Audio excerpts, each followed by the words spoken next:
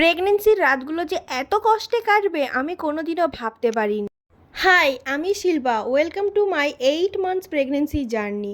তো এখন আমার চলছে 8 মাস প্রেগনেন্সি।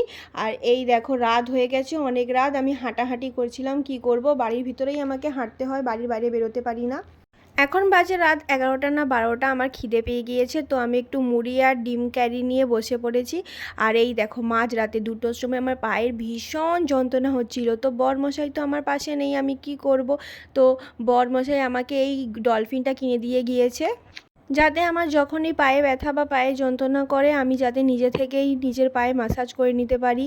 আর এই ডলফিনটা আমার এত ভালো লেগেছে কি বলবো। আমি একটু নিজের মুখেও ম্যাসাজ করে নিচ্ছি, ভীষণ আরাম লাগছিল। পুরো বডি ম্যাসাজ করার জন্য এটা খুবই ভালো, নিজে থেকেই করা যায়, কিন্তু কেউ একটা করে দিলে খুব ভালো লাগে।